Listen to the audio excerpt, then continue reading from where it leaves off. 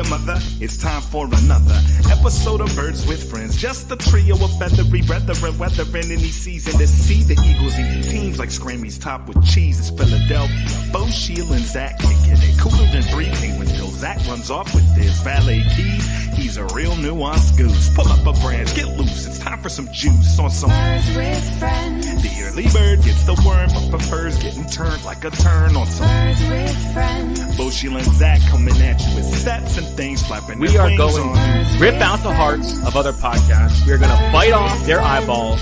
We're going to start every segment watching the scene from The Last of the Mohicans where the guy takes a bite out of the other guy's heart. We may not be good, but we're going to be nasty. We're going to reflect the blue-collar nature of this city. Hello, everybody. Had to take that one over. Looks like Bo got frozen up there a little bit, as one of you said in the chats. If they know anything about this podcast on why we're late, Bo's Wi-Fi being a little bit choppy is going to probably be, there you go, Jim. If I know anything about the show, it's that Bo's Wi-Fi will most certainly be choppy. That's true.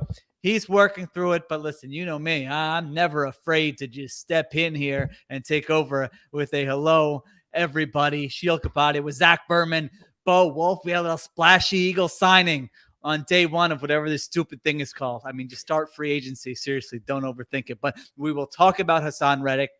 We will talk about what's next. We will rely on you in the chat. If there's breaking news, if there's a signing, if I got to start typing a grade up as we're doing, I mean, that could be podcast history. If it's an Eagle signing, even better, we can react to it live. Bo, you're not frozen right now, so I should start with you. How are you doing, as everyone wants to know? I'm doing well, and I'll send it to Zach just in case my thing gets choppy again. I'm doing great. I want to give credit to Sheil. This week he's been outstanding, because when all these signings occur, I just want like a quick thing right away. All right, what do I make of this, right? And how does he fit with this team? How's the player? And Sheil's doing a good job with that. And then I want to give credit to all the beat writers here at The Athletic, because for all the top 100 signings, as Sheil deems them, there's the quick analysis too. And then if you really want to go in depth, our Eagles coverage, we go a layer beyond that. And so you saw that from Bo and I. And then the one other thing I want to say is I appreciate Sheil coming on with Bo and I tonight, because or with Bo and me tonight, because the Chris Long pod has been recirculating throughout Twitter, or on Twitter throughout the entire week. That's just me retweeting it. Listen, thank you for the kind words. Some, they came up with the vaccine for COVID-19. That's one thing. Others maybe doing some cancer research. But when you can look at the Jets adding cornerback DJ Reed, and within minutes put out, 3 paragraphs and a B grade, I mean, that to me is the epitome of contributing to society, making people's lives better. So I'm just happy to be a part of it.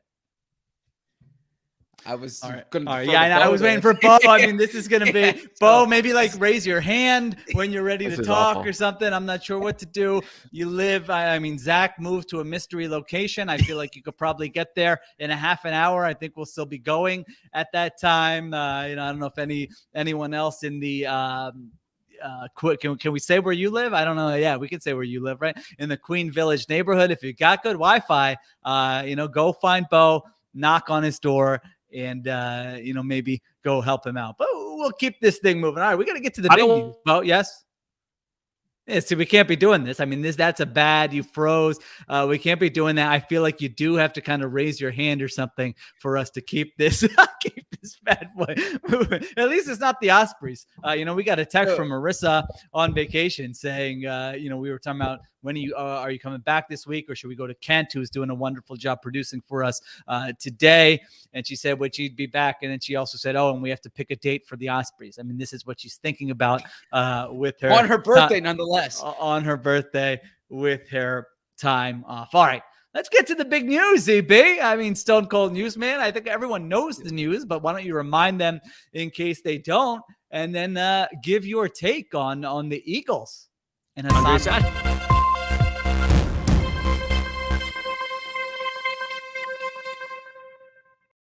The Eagles agreed to terms with linebacker slash designated pass rusher Hassan Reddick, Wow. Camden's I thought own for sure you were going to go Sachere. Haddon Heights High School, Temple alum, Hassan Reddick. The Eagles are inking him to a 3-year, $45 million contract when this becomes official tomorrow afternoon. They also gave a restricted free agent tender to Nate Herbig, so that will give the Eagles the chance to match any offer that Herbig receives, or Herbig would sign the RFA tender and would be under contract next year. They signed Greg Ward to a 1-year deal, and they also signed safety Andre Sachere to a 1-year deal. Sachere. Sachere was a restricted free agent. He was an exclusive rights free agent, and Ward was a restricted free agent. So with Ward, they presumably signed him for under the tender. For Sachere, he wasn't going anywhere, but they bring back a key special teams contributor for next season. Okay, yeah, I think we can revisit some of those, just the guys they did not tender later, maybe after we talk about the big news. But let's lead with the big news, probably much to Bo's dismay here. But, hey, what do you want from me? Me jumping onto a lead in Flu World Order?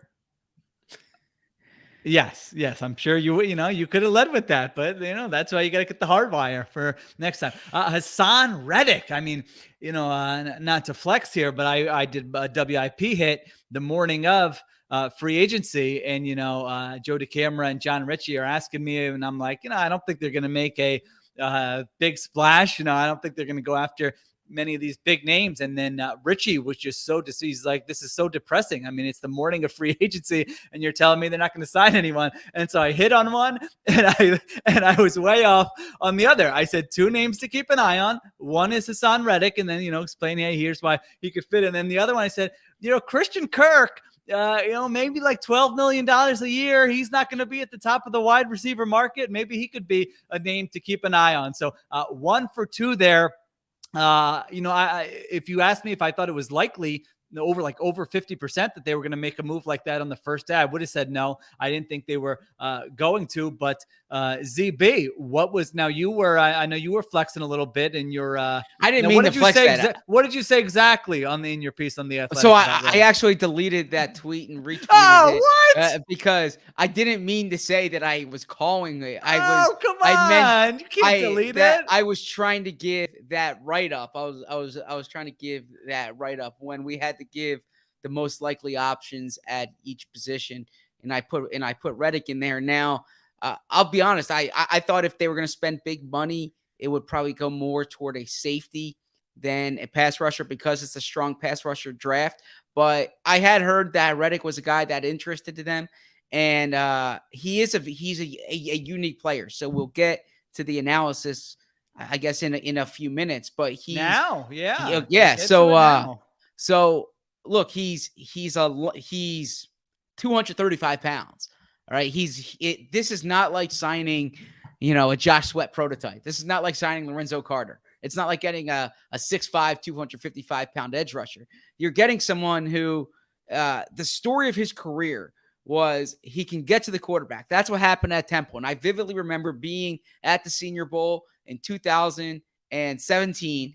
And it's like, all right, well, let's see if this guy can play inside linebacker. He was great at getting to the quarterback, but what can he do in the NFL at that size? So he played linebacker. He was a first-round pick.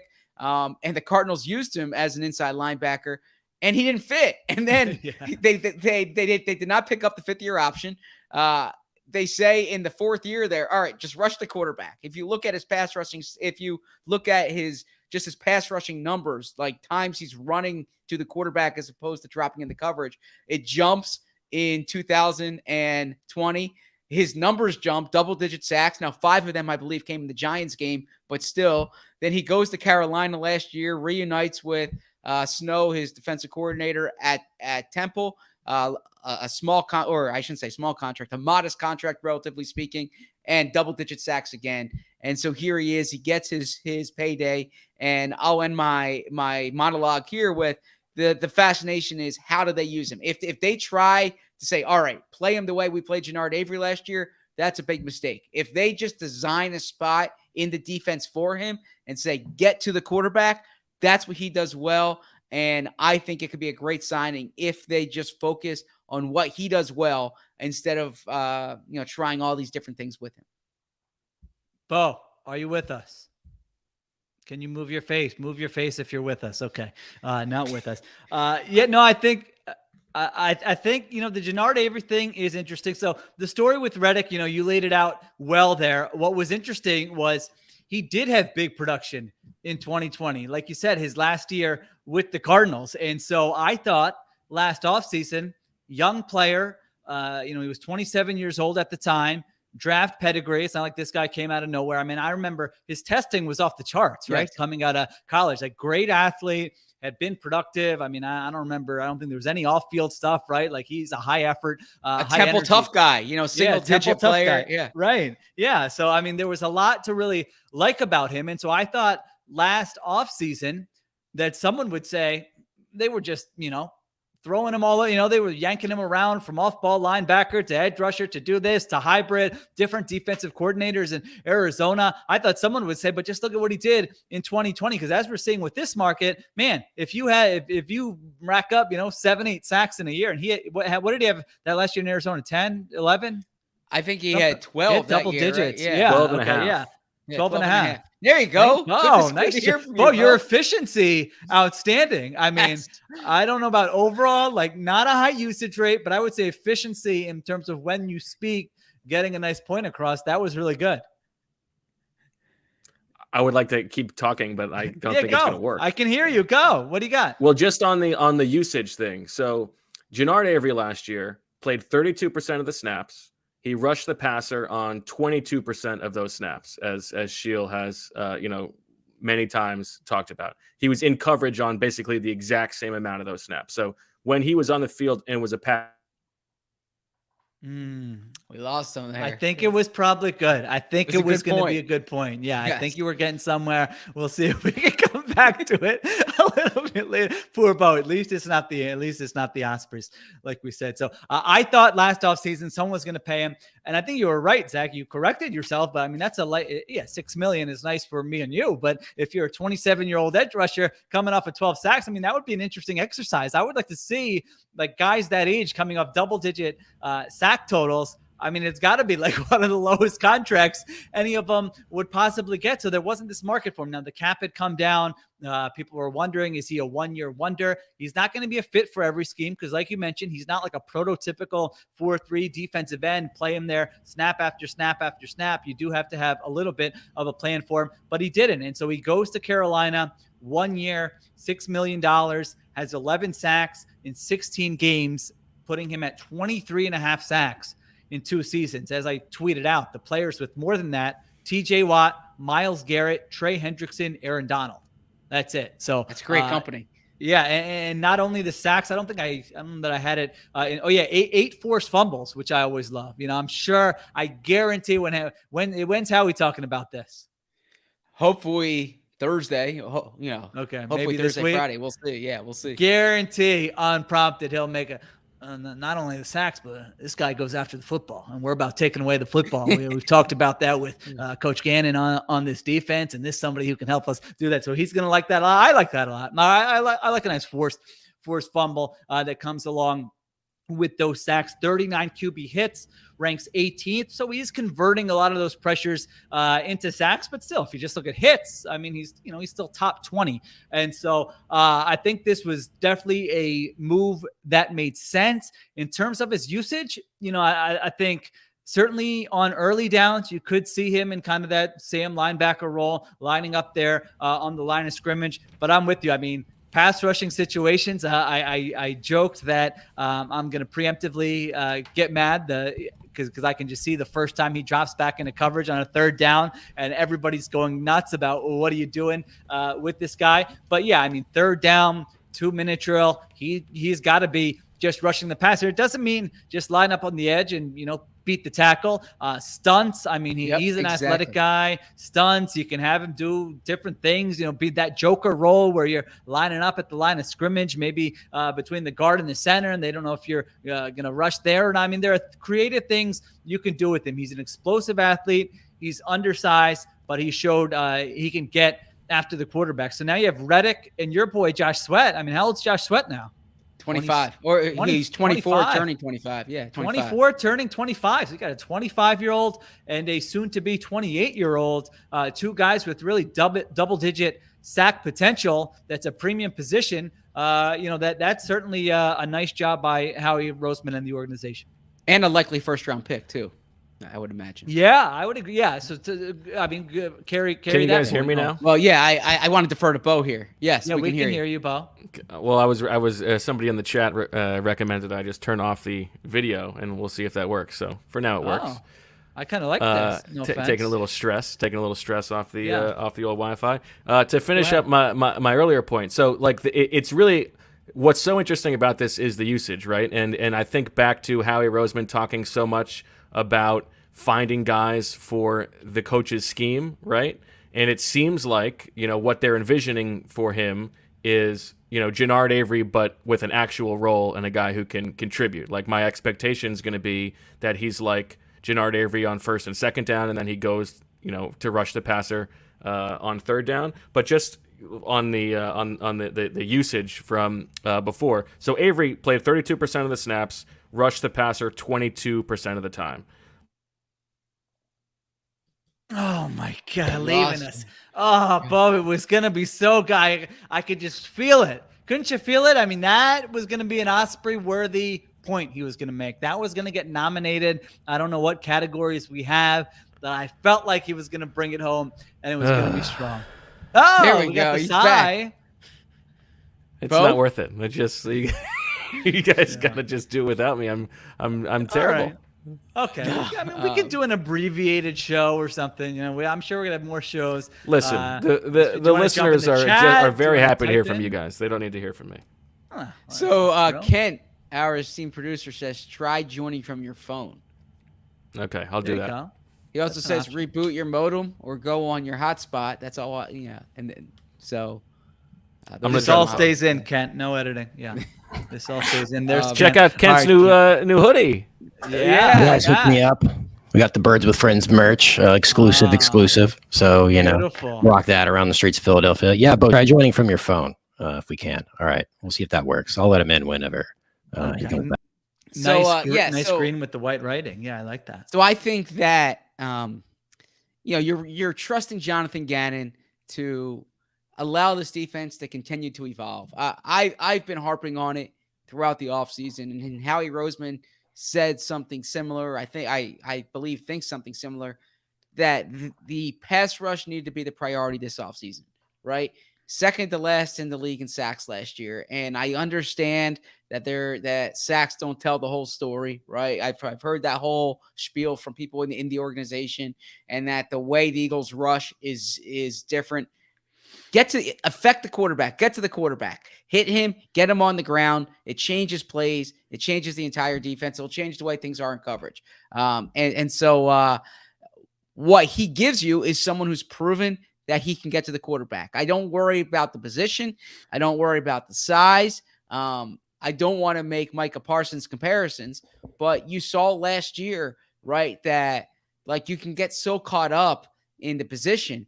If you send an athletic, skilled pass rusher to the quarterback, he'll find his way to the quarterback. And Reddick has shown that ever since Arizona committed to doing it in 2020. Carolina continued that last year. You saw them when they were a creative team with blitzing. So the Eagles could potentially blitz more. Like you said, Sheil, they can bring him from different spots on the defense. They can package him with different pass rushers. They can have a package where you put Brandon Graham inside potentially. You can put Fletcher Cox outside. Yeah. You can dictate where Reddick's rushing based on the opposing offensive tackle. Different things of that nature. So anyways, that's a roundabout way of saying that I like the signing if they use him correctly. Yeah, I think right now, and we'll see what happens with Fletcher Cox, but right now you've got Josh Sweat, Fletcher Cox, Javon Hargrave, Hassan Reddick, and Brandon Graham and Milton Williams. I mean, that's a nice, I haven't gone through the entire league, but I mean, I would imagine that's easily a top 10 unit And, certainly could be top 5. I think, again, I would have to go through the whole thing, but that's a lot of talent to work with up front. I mean, you've got veterans, you've got young guys, you've got sort of different types of rushers, different types of players there. And so what I think is fun about Hassan Reddick, and I'm sure you'll give me a hard time about this, but I think it'll, tell you a little bit about Johnny Gans. I mean, sometimes players like this right. are bellwether. Is that the right word? Yeah. No, I don't know if that's right or not. But they tell you about the coordinator. Sometimes the hybrid type players on offense, and then somebody like Reddick on defense, because we've seen Reddick be a complete non-factor on some of the defenses he's played on, and been a double-digit sack guy that got a $15 million contract on some of the defenses he's been on. And so, don't overthink this. Like you said, I mean, passing situations, get after the quarterback, find ways to free him up, find ways to have him and the other pass rushers you have work together, and you should have a really good pass rush group next year. So in terms of, I'm like you said, I've been doing the grades here. What do you think? I mean, you've been paying attention to all this. I mean, would you say this is one of the best signings in free agency? Would you say it's a solid signing, but don't go overboard? I know you don't think it was a bad signing because of what you just said, but kind of in context with everything we've seen happen in the league in the last 48 hours, and then I'll give my take. I think it's one of the better signings based on the fact that you have a 28-year-old pass rusher who's been double-digit sacks the past 2 years. I think that's worth what they paid for him. And in free agency, when you often have to overpay to acquire someone, I think this is probably the range that someone who is in the company that you mentioned, right? If you're top 5 in sacks or in the past 2 years, this is the type of contract you should get. So he's not a prototype, and I know you get worried about exceptions. But I think that the fact that he's done it allows it lends me to think this is a good signing. The only thing I would say is that from an Eagles perspective, all right, if you have X amount of dollars to spend and you have needed safety, right, and free agency is about plugging needs, and you have a needed safety, and you look at the draft and it's a loaded edge rusher class. And you don't, even though you have a need at edge rusher, you can play a game tomorrow with the guys you have, and it's not great, but it's passable, right? Whereas you can't do that with safety. So I wonder, would you spend money on the safety and then kind of sign the mid-level pass rusher as a rotational guy and address the position in the draft? So it's just how you divvy up the money. That's the question. That's an interesting question. Yeah, you're right. I mean, it's a loaded group of pass rushers in the draft. You have 3 first-round picks. You committed money to Josh Sweat. Like you said, I mean, maybe after we break here in a minute, we can talk about that, look at some of the other guys that were signed, and would that have been a better route to go? I know Joe Banner is, he's really saying this is one of the best signing in free agency. I'm not quite there with this. I mean, $15 million a year, that's just kind of, I think that would be what people probably projected him to make. I was a little lower. I had this spreadsheet on. That's why I keep looking to my right here, where I had a salary guess for every guy. And then I'm, writing down what they actually got. I was low on a lot of guys. I put down Reddick at $13 million a year. What always trips me up is when it's a guy who was on the market the previous year and there wasn't a big market for him. Those leaps. Because did that 1 year really change your opinion? Last year, you didn't think he was a $7 or $8 million a year player, and now you think he's a $15 million a year player. Sometimes you do have to be careful with some of those. Now, obviously, you got a larger sample. You saw how he played in a different defense, and he played well. So it can change your impression of a guy. But I would be interested when Howie Roseman talks, did they have their eyes on Reddick at all last year? Were they sort of let's see him do it another year? We're not sure, that type of thing. Because you do see some of these guys when they go from a lower contract 1 year, they sign a 1-year deal, and then the next year, all of a sudden, they blow up. So, I mean, $15 million a year. He comes in under Harold Landry, who is at 17.5 a year. Emmanuel Ogbah is $16.25 million a year. Randy Gregory is just under Reddick. Now, Gregory's is I think probably much more boom or bust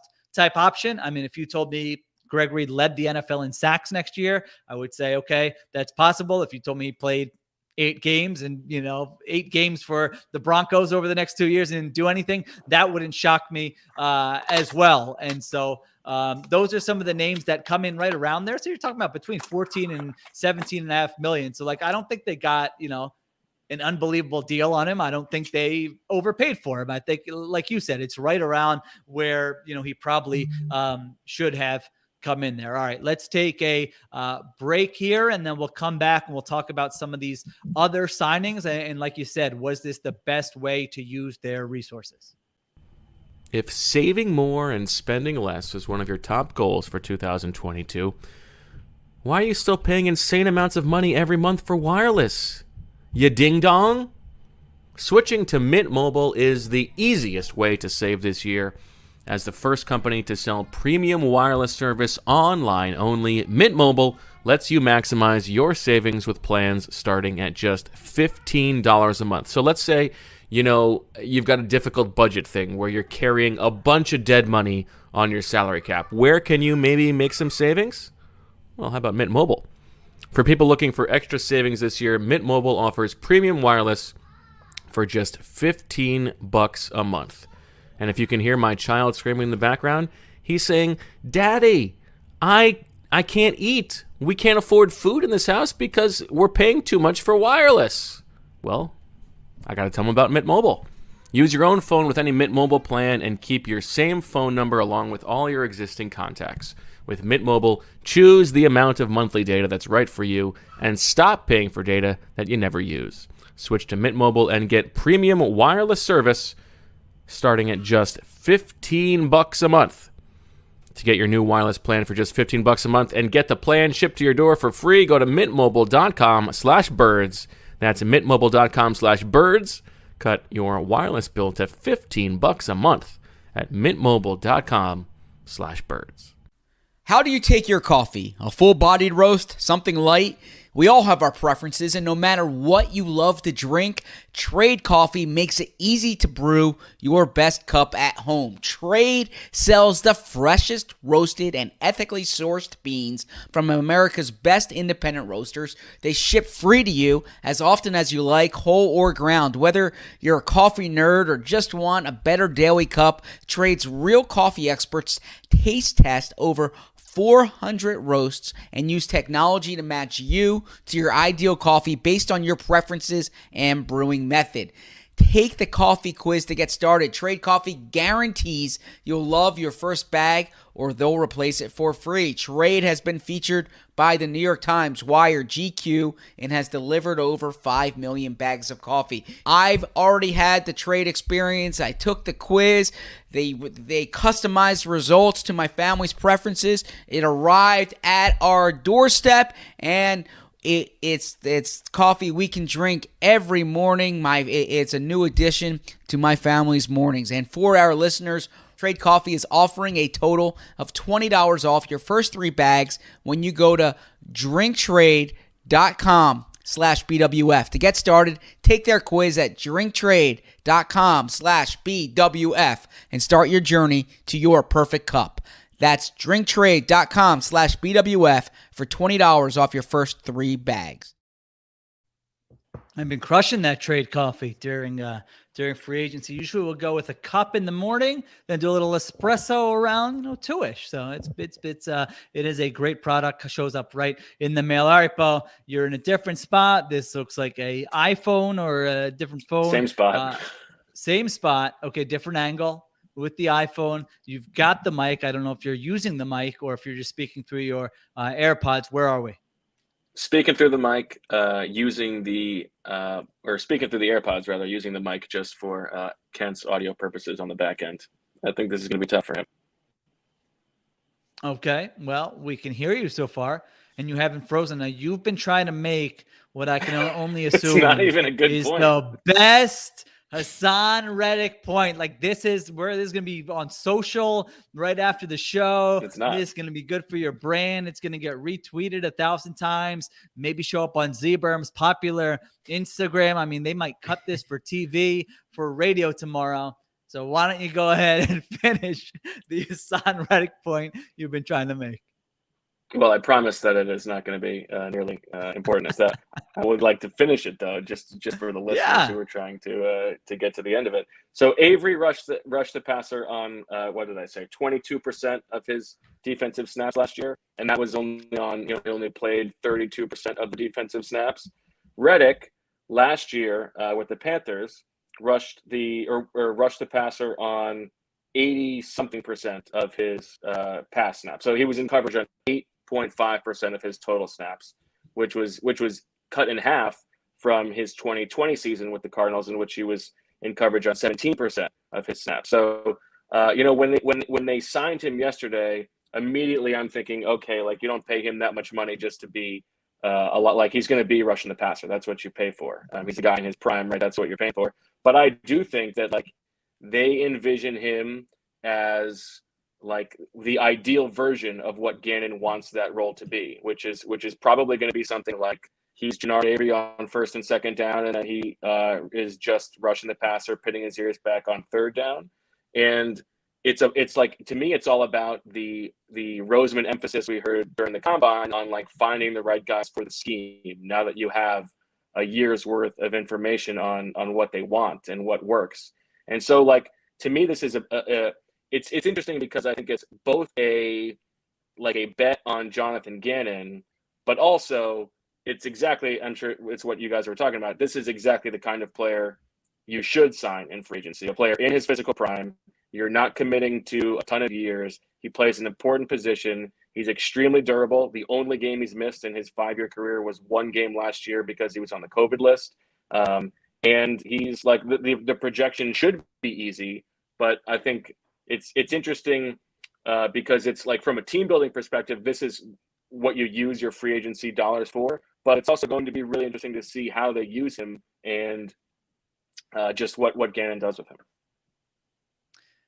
It's definitely going to be a huge, I mean, if it takes some time to figure out, I can just see the conversations now. He goes the first 3 games, has like 1 sack. He drops back into coverage on a third down, and they don't get to the quarterback and give up a key third down conversion late. But yeah, I mean, you're right that he fits, should fit this scheme. But I mean, most defenses, if you can't figure out what to do with somebody like this, I mean, you're probably not, you're not a very good coach. So, I mean, his pass rush numbers are insane, as you've talked about. Like the just total sacks, he's 5th in the league. If you look at like the rate with which he hits a quarterback on his pass rush snaps, it's 5th in the league behind a different subset of guys, but over the course of the past 2 seasons in terms of guys who rush the passer as often as he did. But like I guess the reason that he's not getting like top of the market pass rusher money is because teams wonder if like, to what degree that stuff was schemed up versus him just winning one-on-one. And so that is the question, to see what they're going to do with him. But like we talked about entering free agency, they had nobody at defensive end, and whether or not he's a defensive end, they needed to sign somebody like him so that if there isn't a defensive end they love in the first round who's there when they want him, or if they get a huge offer to trade back that they can't pass up, they can afford to not add that guy, and you move forward and figure it out from there. I don't think it changes. As we mentioned, I don't think it changes your draft plans. You can still absolutely and should probably sign an edge defender if that who is atop your board. In terms of top of the market, I mean, top of the market in this free agency is $17.5 million a year, as I had mentioned with Agba. So it's not too far off of what he got. Of course, if you look at other edge rushers, TJ Watt, it's way off of what that is. Zebra, were you going to say something? Well, I was going to slightly disagree with the idea that they don't have any pass rushers or edge rushers, but it is a position that they really needed to fortify, and especially long term here. But what do they have? I mean, they have Josh Sweat and Brandon Graham. Yeah, Right. You have no, Josh I'm West, saying that's great, and you have a 34-year-old coming off a torn Achilles, and then you have no. Tavon I Jackson. look, Like, look. that's You it. don't need to convince me that they need defensive ends. I would just say, I like to use the point I made earlier. If they played a game tomorrow, they would have 2 starting edge rushers who are like I don't think Brandon Graham's ready to play tomorrow. Well, if tomorrow, if Mhm. their roster today was your week 1 roster, you know what I mean. Maybe. So, but I agree that they really need to fortify that and not just fortified it. They need to upgrade, and they did. I don't want it to be a type of thing where it's like week 3 and you're trying to figure out how to use them.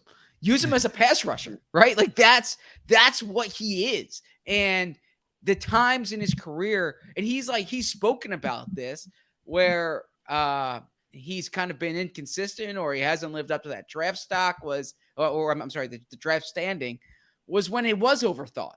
Was when I was trying to make him into something that he wasn't. And from what I understand, the reason why Carolina was willing to let him go was because they kind of viewed him as, I mean, for lack of a better term, like a one-trick pony. But that, that they're going to have to pay Brian Burns big money, like huge money, and he deserves it. And so that's where the big pass rushing money is going to go. And that Hassan Reddick is someone who's like a really productive player, but does this one specific thing. Now the Eagles need that one specific thing. And if that's how they use him, it's going to be a good signing. If they overthink it, and if it's like, an October 15th press conference and it's like, he was, we're still trying to get a sense of what makes him work. And I met with him on Wednesday, and he's doing a lot of things within the structure of the defense that you guys don't see on the stat sheet. Oh That's a God. problem, right? That's That's good. absolutely happening. It needs to 100%. be. So I can good. I can hear it. It needs to be, all right, how is this working out? Look at sacks, look at quarterback hits, right? Look at pressure rate. Look at those 3 things. And that will show you how this move's working out. Yeah, I don't think you pay $15 million a year. I mean, you pay that for pass rush. Yes. If you're going to get cute with it, Howie might be walking down to Johnny Gans's office saying, what are we doing now? What are we doing here, man? This isn't what you told me. So, yeah, we'll see. We'll have a whole offseason. I would like to watch, 3 or 4 of his full games and sort of get a better idea of how he was used, what he's good at, what he's not good at. So I'm sure that will be an ongoing theme here throughout the offseason. All right, let me see. Bo did send a rundown a couple hours before we came on here. So I'll do you the courtesy of at least looking You at don't have that to. here. It's your show now, baby. Deals they missed out on. Well, this goes to kind of what we were talking about. Now, Marcus Williams, the safety from the Saints, gets a deal from the Ravens, 5 years, $70 million, $14 million a year in terms of annual average, very comparable to what Hassan Reddick got. I thought he was going to get more than that. I thought he was going to be 16, 17 a year with a chance maybe for a higher ceiling. That market was not there for him, so he signed with the Ravens. ZB, Marcus Williams for $14 million a year or Hassan Reddick for $15 million a year? So quick tease, Bo and I have a piece online where we address this. And I don't mean to skirt the question here, but I need to see it within the overall framework of the offseason plan, right? Like in a vacuum, I would rather have the pass rusher than the safety. But you need a safety this offseason. So I think that there's more supply for contributing pass rushers this offseason than there are contributing safeties. And I think the delta between Marcus Williams and like the next safety that you're going to get is probably more than Hassan Reddick, the next pass rusher you're going to get. So I would, if I had to choose between the two, I would choose Reddick because I would always value the pass rusher over the safety. But if they don't have like competent safety play next year, then I think it's certainly a worthwhile question to ask. So I need to see it within the framework of how they fill those safety spots. Right. Like, is it Marcus Williams and Melvin Ingram versus Hassan Reddick and Marcus May, something like that, right? To me, it's a tough call, and I think I probably would rather have Reddick for 2022 But what's so enticing about Marcus Williams is he's 25 years old. Like, theoretically, you're solving that position long term for like 3, maybe 4 years. Whereas with Reddick, you're it's basically a 2-year deal, right? So, like, push come to shove, Maybe. Why? It could be 3 for both of them. I mean, Marcus Williams is a 5-year deal, but I mean, those, I'm sure those last 2. I just think years. I think the structure of the Reddick deal is basically that they'll address it again after year 2. It could be 3 years, but because he, like, I mean, I'll play the type and be an ageist. I think, like, water gun to my head, I would probably rather have, like, call it Marcus Williams and Melvin Ingram, but without them knowing what Marcus Williams was going to get, and maybe we would have taken him a little bit more to come to the Eagles for whatever reason. I don't think it was a bad decision. Yeah, I think if it is like the, Derwin James, if it's like the best safety in the NFL, I would be more inclined to say, have that, positional value doesn't matter, because I do think an impactful safety is underrated with all the things they can do.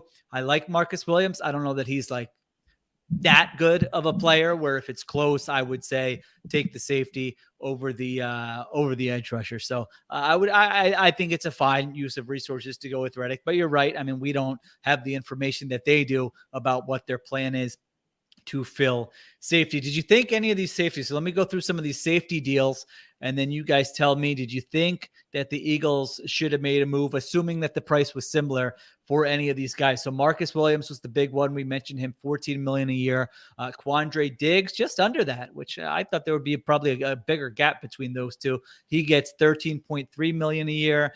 Jesse Bates got the franchise tag. Those Seahawks deals are insane. I thought the Diggs one I thought was fine. The Will Dissly one, I can't remember if I gave that an F or a D. I think you gave that it a was D, one of my harsher ones. It's got to be the second worst to Zay Jones, right? I mean, they traded for Noah Fant as part of this deal, and then they're giving Will Dissly $8 million a year. He's never had more than like 250 yards receiving. I mean, I gave Ian Thomas to the Panthers. That one got an F. I know that was one I'm like, hey, I'm just going to get some grades in here before the period starts. I really just wanted to give that grade and that signing an F because it was ridiculous. But I thought Diggs, I like Diggs a lot. I mean, if they know that Diggs is healthy, I think that's fine. He's 29 years old and he is a really good player. Justin Reed, which was the, I don't know if fan favorite is the right word or not, but he gets $10.5 million from the Chiefs, which came in higher than I was anticipating. I thought he might be able to be had for around $8 million or so, but he got a nice deal from the Chiefs. Devin McCourty gets a 1-year, $9 million deal from the Patriots. Tracy Walker, over $8 million a year. He was mad at me for not having him in the top 75 free agents. So you proved me. Was he actually? Well, yeah. I mean, he didn't come at me, but Chris Burke tweeted out something like, hey, our Lions writer, he or Sheil's top 75. Tracy Walker doesn't make the list. And whether he searches his name or follows Chris Burke, he said it wasn't anything that inflammatory. It was like, real ones know, or, something like that. But I didn't think he was getting $8 million. So you were right, Tracy starter. Walker. I got pie on my face for that one. $8 million deal. Xavier Woods gets over $5 million. He was with the Vikings last year. That's on the lower end. And then probably the big one worth discussing, the BWF favorite, Jordan Whitehead, the winner of Quackatology, just gets 2 years, $14.5 million. Very reasonable. Really deal. Surprising. And any of those stick out to you? Probably Whitehead, I guess. Yeah, I would have signed Whitehead for that number. Yeah, I was surprised that was all he got, and especially just a 2-year deal. Like, there are questions about him in coverage. I guess like they did use him in a bit of a rotation under Todd Bowles, so maybe there's buyer beware. But yeah, I was surprised he went for just that much. I mean, I like the idea of a 2-year deal if you're 25 years old, right? Like you always want to get a more guaranteed money. I get it, but in 2 years from now, he'll be on the Kapadia top 150 again at age 27, yeah. Right? He's you think about that he should be retired. Yeah. Or, Oh, well, no, Connor sorry, Hughes. no, Yeah, Connor Hughes. sorry. Yeah. I was I mean, confusing perhaps all Like, he the how teams does tweets- right Reedbeck before get that. in here? What did I miss? Perhaps he tweets Reedbeck as well. I love his right? Like, Reedbeck, but yeah. So yeah, that part of it, the average annual value is that I would have gone in on that deal if I were the Eagles. Now, you don't know what other factors there are. I get it's always easier to just spend someone else's money, number one, and number two, you don't know from the player's perspective what they're doing with at that time. But if in theory, if both deals were presented to him, like if he said, "Can you match this deal?" I would have matched that deal if I were the Eagles. Yeah, maybe. Now, maybe what do you not make of the versatile. idea that what do you make of the idea that the Eagles can go like very cheap at safety? Because as Sheil has talked about, if Jonathan Gannon's going to play his safeties 50 yards downfield, you could get Josh Norris to play back there. You go cheap at safety, and instead you find better coverage linebackers, and so you spend what would have been Jordan Whitehead. You spend that money on Kaiser White or somebody else, which is maybe easier said than done. I would promise you that in like week 9, I would have the line in the story that I used about Eagles linebackers number of times. You get what you pay for, right? And they would be getting what they pay for. Now, the difference at safety. Right. Now, yeah, okay, gotcha. if they have designs to say trade up for a Kyle Hamilton, right? If they think Kyle Hamilton's slipping a bit and they think they can move up to like 8, 9, 10 to get Kyle Hamilton if he's slipping, or if they think this safety draft class is kind of better than what the reputation might suggest, or maybe there's a trade they have up their sleeve, or look, perhaps they've evaluated this class and there's a sleeper like Bo mentioned Deshaun Elliott in his piece today. Maybe they see someone who's under the radar who could be a real solid starter for them. Then that would be different. But if they think they can just get by at safety the way they did at linebacker during the past few years, then the same thing that happened at linebacker is going to happen at safety. Yeah, I don't like that plan. I know I've made the jokes, but man, I like a team that has very good safeties. I mean, we've seen it with Brian Dawkins. We've seen it with Malcolm Jenkins. It does make a difference. They can do all kinds of things there. And so I don't think that would be a great strategy to just go cheap at safety, especially because Kaiser White's a nice player. I mean, that's not like Fred Warner that you're it's a difficult getting there projection too. where it's going to make the difference. So safety's still available. I've got my spreadsheet up here. Honey Badger is the top one. I mean, that would surprise me. I don't know that it fits their timeline, sure. but I wouldn't crush it because I love Honey Badger. And I mean, it would be exciting and he would be a fun guy to watch for 1 year at least. I'm a little surprised he hasn't signed yet. I mean, that deal that the Ravens gave Marcus Williams, I sort of thought that was the deal they were going to give Tyrann Mathieu. I thought that was one of my that was your favorite. That was my favorite fit. Yeah, Tyrann Mathieu to the Ravens. So we'll see where he ends up going. After that, man, it is a drop off. I mean, Marcus May is a good player, but he's coming off an Achilles injury and 29 years old. Yeah. I guess if you're looking at like a plan B and taking a few shots, that wouldn't be the worst idea there.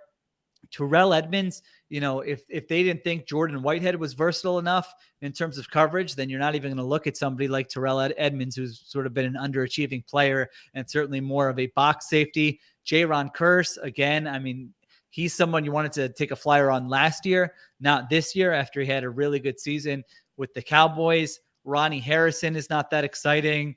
Anthony Harris and Rodney McLeod are the next two I have here. And Deshaun Elliott, you mentioned from the Ravens. I mean, he's played more than 6 games once, I think, in 4 years. So all kinds of injury issues there. So it's tough. I mean, I don't know if there's a trade target or anything like that. But I mean, they have, I guess you could make the case that they could just have one starting spot to fill if they like Marcus Epps, Mike Epps, Omar Epps, which, that wouldn't be the end of the world to me if it was Marcus Epps and one of these guys. But yeah, I think anyone I'll tell you what, in year 3, we really like Kayvon Wallace. And what you got to remember is that this is, those first 2 off seasons were so unusual. And for him to finally be in the building with us we really feel like he can take a jump. Yeah, that would not be a good plan there. All right, let's get to our next break, and then I don't even know what else we have to talk about after this, but we'll figure it out. Sorry, Ken. Is your company or business having a tough time hiring the people you need? Is it a wide receiver you're looking for? A safety? A linebacker who can cover? Well, maybe you should look into Workable. There are 46% more jobs being posted than before the pandemic, and there are 44% fewer candidates applying to each one. So you need to find the right candidates and hire them fast. Workable can help. Workable accelerates every step of your hiring process from find to hire. Workable helps you cast the widest net possible by posting your jobs to all the top job boards, more than 200 total, with just one click. It helps you evaluate and hire quickly with modern tools like video interviews and e-signatures. And Workable will help you automate repetitive tasks like scheduling interviews so you can spend your time on what's important, trying to trade for Deshaun Watson.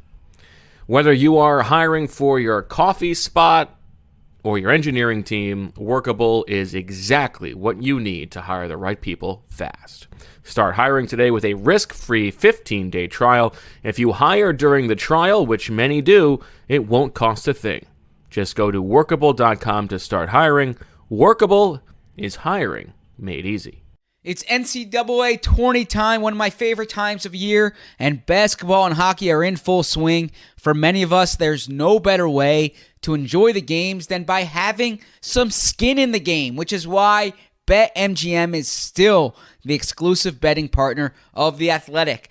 And as a fan of The Athletic, you can get a great offer when you use BetMGM too. Sign up with BetMGM, get a $200 bonus when you bet $10. Plus, get a free 1-year subscription to The Athletic. Just sign up using promo code TheAthleticPod and get in the game with the king of sportsbooks.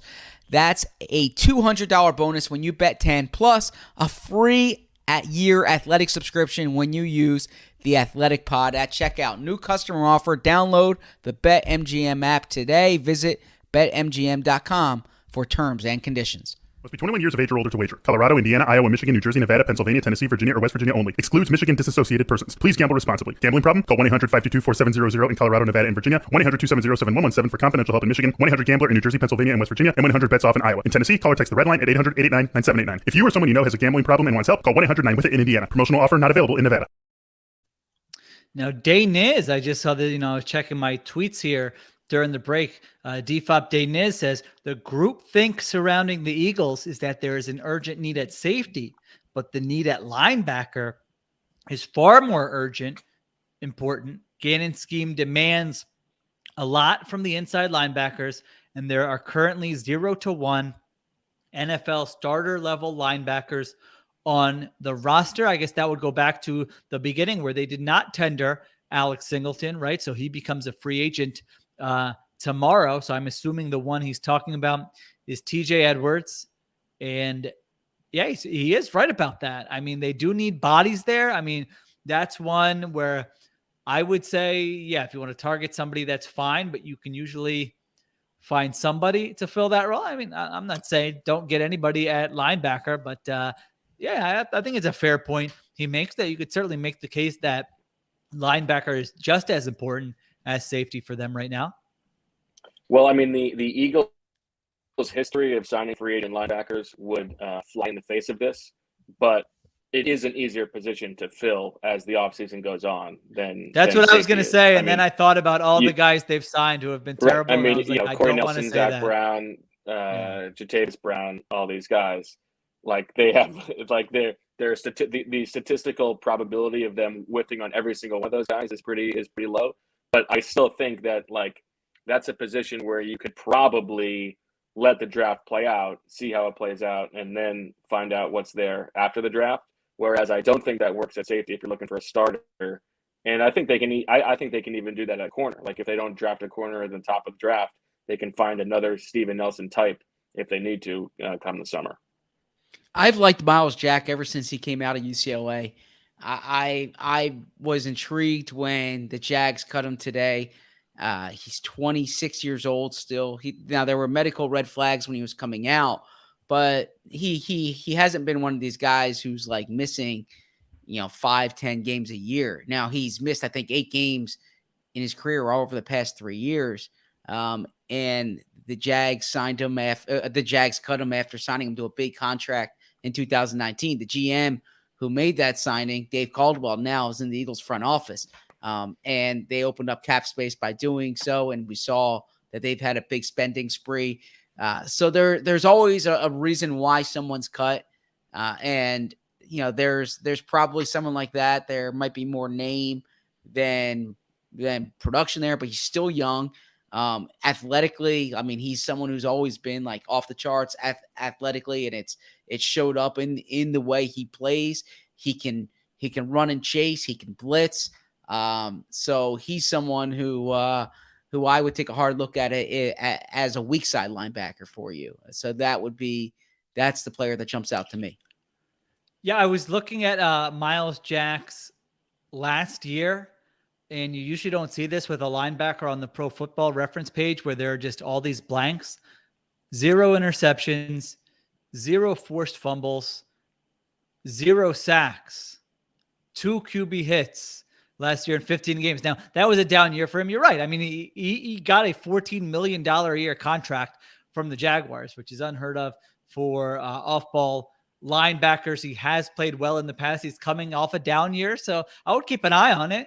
Maybe is that a buy low? Is that hey, Miles, come in for 1 year. You'll be 27 at the start of next season. You're gonna get playing time, rack up some numbers, hit free agency again next year, either with us or with somebody else. So yeah, I would certainly keep an eye on that. I mean, he's been productive, like you said, has started 82 games in 6 seasons.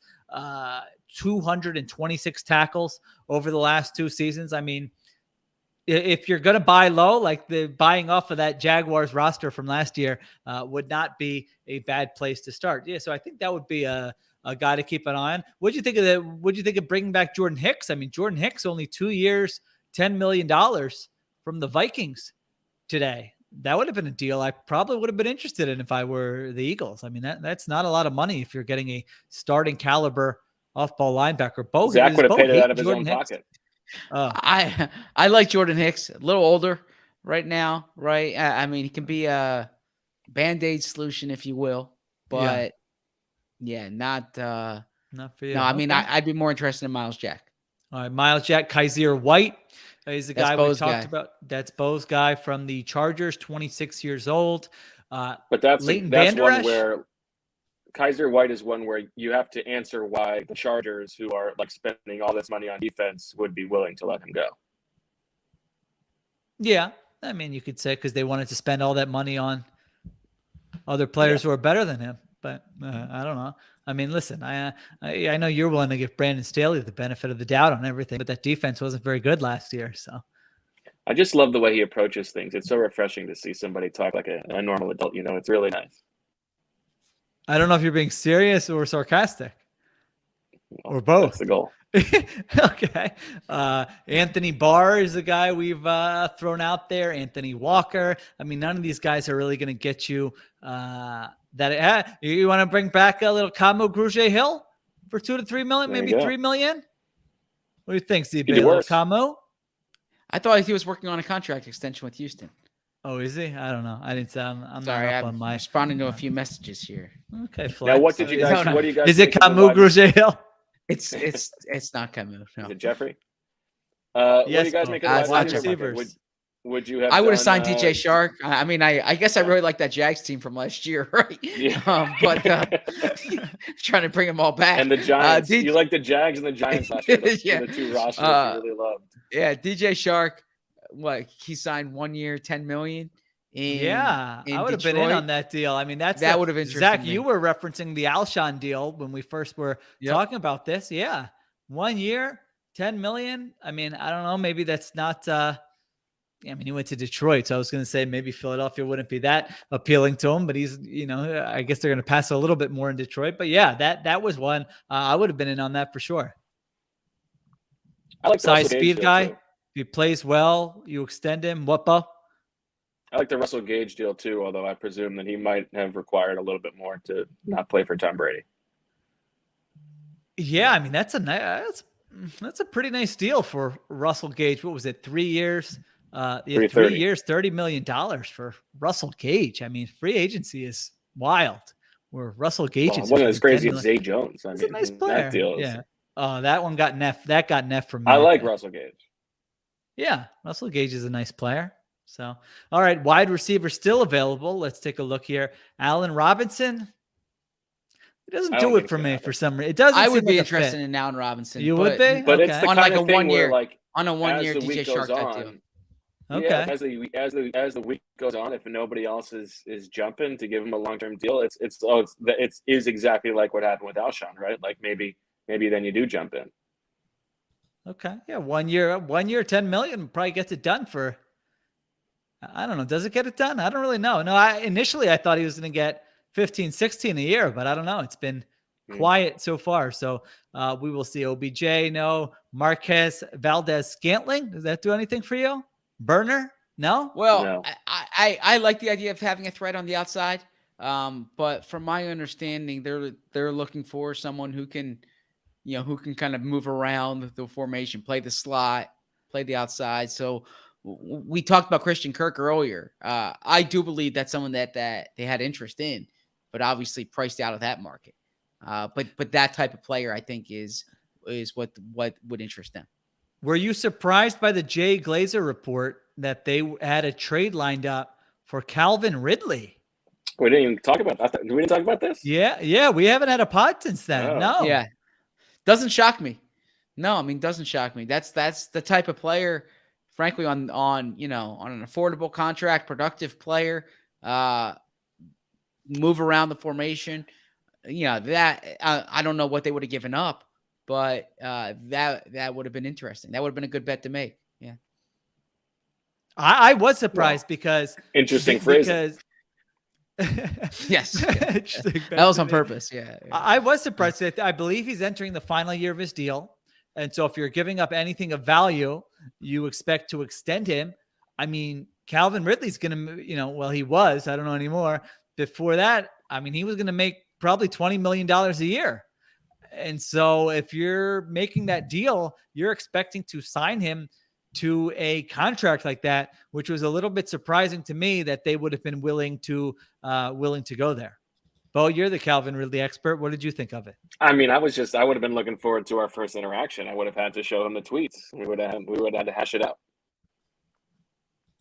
Yeah. It would have been good content.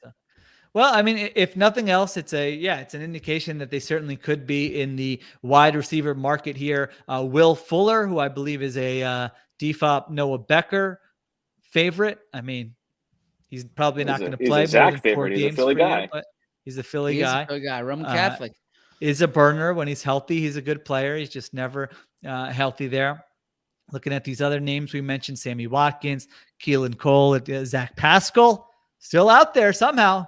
Zach Pascal, Byron Pringle, somebody like that. So now we lamented the Jordan Whitehead winning Quackatology, but Hassan Reddick did win his bracket. He made the Final Four. He won the. Oh, he did. All right, so that wasn't bad. So yeah, that's good. Pascal made the finals, and then Kaiser White won linebacker. So it's not terrible. Okay. Bel Air. Have you guys watched Bel Air? No. I'm getting this is way too time? much football talk. I mean, I haven't watched it in like the last 3 days, but started the first episode and looking forward to catching up post free agency. Oh, so you're gonna be in on Bel Air? Oh yeah, anything that's tangentially related to Philly, Fresh Prince. Yeah, I mean, what a run for it. You got Mayor of Easttown, you've got Bel Air. There was something else. Abbott Elementary. I mean, wow, what a hotspot, Zach. These are legit great shows here. Yep. I agree. They should have more shows with Philly with Philly angles. And they really lean into it with Bel Air too, Zach. at least in the first few episodes. I'm really enjoying Bel Air. I mean, that's like number one on the Capadia when we sit down. It's like, what are we going to watch? We're like, we know Bel Air is not going to disappoint us. Great soundtrack as well. I think on Spotify you can just go Bel Air soundtrack. So yeah, really enjoying that so far. Did you guys do an after party? I heard it was good. No. I haven't watched it yet. No, I have not Nice watched. one. It's a nice couples watch. Be entertained. It's a good Zach, one. what is the payoff, whether it is financial or a bank full of Pulitzers or whatever it is that you want, that it would require for there to be a reality show about your life? Ooh, interesting. No need to have a reality show about my life. It would be bad programming for whoever's doing it, and I'm not interested. Disagree. I am not interested in that. Like, yeah, I know. To be honest with I'm you, asking what's the payoff? So I mean, without getting like too personal here, my Emily, I was about to say my wife, she has a name. Emily watches those shows on Bravo, and Real Housewives. Yeah, and like I will hear it in passing and I'll be like, why would anyone ever agree to do that? Like that seems so unappealing to me, but I digress. I'm very available. You don't need to pay me anything. You make a deal, Zach, where you write what happens to be like what turns out to be the most highly regarded football book of all time. For what? For like a reality show about my life? For a reality show, yeah. That's a year, 1 year. It would need to be one of those like Last Dance type things where I have editorial control, right? Like I don't want to cede editorial control in that sense. Okay. So if I don't have to cede if I can maintain editorial control, sure. Yeah. Okay. Oh my gosh, I can just see you sweating, deciding what should be allowed. Yes, exactly. What shouldn't be allowed. Yes. I think that would lead to a lot of Berman family battles. I would be like the Eagles in that All or Nothing thing, where like they took out anything of like actual substance, right? So yeah. What do you guys think? I'm available, Bo, if you need, if you're, you didn't ask me, but listen, the Capadias are very available. Any type of reality show, we're here for you. Yeah. Not interested. I was going to say on the Calvin Ridley thing, it's a reminder that how he wants to be involved in everything, and it's why I think we would all agree that like you can't really count them out of the Deshaun Watson thing, right? No, you cannot. Interesting. Okay. Well, Diana Rossini had a very interesting tweet here. Of course, national reporter of Birds with Friends. As I was checking during the break, she said it was a prerequisite for those teams, the Panthers, Saints, and Browns, that they already agreed to trade terms with the Texans before Deshaun Watson had the meeting with those teams. So I thought that was interesting. I did not assume that. That is interesting. You guys, no comment at all? What are you looking at that's so funny, Bo? I would not roll the Eagles out until this thing's official. So okay. Yeah.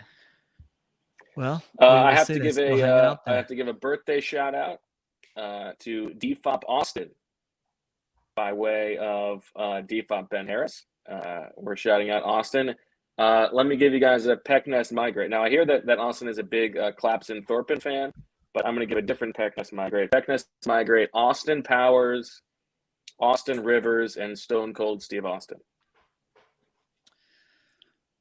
I will nest Austin Powers. I feel like that had a nice run at its time. I don't know that I would watch it now. Am I supposed? Why would you nest it? Know. Isn't that what I said? Yeah, but why? I don't know. I mean, what do I need forever? Okay, what do I need to nest? Stone Cold Steve. I know I really don't need to nest any of these people. Stone Cold Steve Austin, Austin Rivers, or Austin Powers. Please give me the strong case for why Austin Powers would be the bad choice to nest and why I should nest these others. Well, I feel like, are you going to watch it multiple times, or you just want to watch it one more time the rest of your life? No, and I'm not going to watch Stone Cold any more times. I'm not going to watch Austin Rivers at all. So can I get rid of all of them? I mean, I'm migrating Austin Rivers for sure. I'll probably nest Austin Rivers because it means I can watch more basketball, right? Like how many times? No, seriously. If you're nesting Austin Powers, you're just watching the same movie over and over again. If you're nesting, you're able to watch it multiple times. I mean, I'll never. Watch it again. but it's the same. I mean, there aren't that many variations of it. Whereas Austin Rivers, you can watch Duke games, you can watch Pelicans games, you can watch Clippers games, you can watch Rockets games, you can watch Knicks games, you can watch Nuggets games. I mean, you go on down the list. So like, Wow. the guy knows Austin Rivers' career. All right. You can watch Dr. Phillips high school games. I believe that's where he went, right? So his Hashtag point guard, Don Bosco Prep. I remember his point guard was Brett Komar, the guy from Florida Gulf Coast when they went to the Sweet 16. Yeah. So all right. What were you saying, Bo? I got nothing. I can't believe you have hung with me for this long. You were just giving. Well, did you give Austin a birthday shout out? I said, "Happy birthday!" We're giving him a shout out. Oh, okay. I didn't know if you got there. I thought we were peck nesting and migrating. All right. This is not. Listen, I think Bo's gonna be feeling good about this show because I feel like we didn't have a lot of juice, and I'll speak for myself, Zach. I know you get. If I feel like there wasn't enough, there wasn't enough like intermingling of other stuff into the conversation here. It was a little too football focused. Not a lot of great specific moments that would make the Ospreys, and so I think Bo's hosting ability might get a little boost, the ego might get a little boost after this episode, and he'll be appreciated. I promise you, the ego is going in the other direction after this episode. Okay, all right. So I don't think there's what do you Super Pumped? You watching Super Pumped? I did actually. Yeah, okay. We enjoyed that. We watched that on Sunday night. Yeah, we enjoyed that one. Anything else? What else is in the repertoire? I'm super pumped for this podcast. Glad to be here. We typically watch This Is Us, but a little behind. Like I think it's going on now, but loaded with work. So one of those things where we'll catch up on DVR this weekend. All right. Been watching Severance on Apple TV Plus. How is it? We watched like the first 5 minutes. It seemed interesting. It's interesting. I think we would watched I the like first 3 episodes. Do you think I would like it? My answer to that is probably not.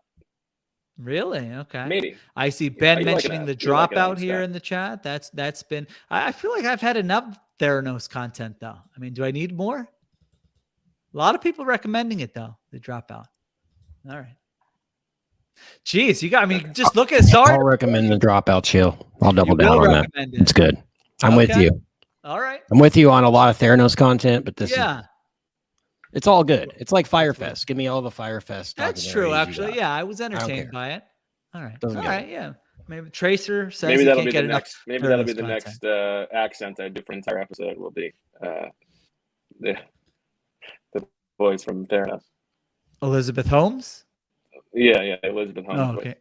The voice from Theranos. All right. All right. That will do it. Next episode, Bo's going to have some better Wi-Fi. The Eagles are going to have either a wide receiver or a safety. I mean, I would say something with sack improve, but look at him. I mean, the guy has never looked better. The background has never looked better. The camera angle. I don't know about that. He's doing well. And who knows? Maybe there'll be like a Deshaun Watson resolution. In terms of just what team he's going to be on the next time we speak. So a lot of things can happen quickly. I'm not even going to ask you to rate and review. Someone told me I'm going soft because I'm not berating people for not subscribing to The Athletic. Someone said you were the reason why you should subscribe to the pod. Like, don't listen to the other two. Listen for Kapadia. Oh, I didn't see that. I just saw someone in there say, that's the most recent one. You're getting soft. You're not, you haven't berated anybody recently. I'll berate you soon. Settle down. But not quite yet. All right. When will we be back? We'll be back when the Eagles do something else, I guess, right? So it's up to them. I mean, if they want to make a move, we'll be back. If they would just want to lay in the weeds, it could be a while. But I think they'll do something here. So for Zach Berman and Bo Wolf, and thank you to Kent. Let's give it up for Kent. Give it up. Give it up. Job producing. Don't worry, Marissa will be back. Last episode we went 3 hours. He had to like bump another pod he was supposed to work on. We just totally uprooted his entire life, basically. And what's more important, me or Marissa's wedding, like biggest time of her life? I think that's more important. So that's right. So Kent, fantastic as always, and we will have Marissa back for the next episode, we can just, really pepper her with what have you done with your time off, most underrated, overrated moment of your wedding, all those things. How did we perform as guests? Did any of us do anything weird that you people were talking about after the fact? So stay tuned for that, if not for the Eagles signing like a mid-tier safety or linebacker that no one's ever heard of. All right, wrap it up. Bo, take it home. Thanks for listening, everybody. Thanks to Kent. For Sheil, Zach, Michael, Kent, Marissa, and Elijah, I'm Bo. Thanks for listening. And as always, we love you.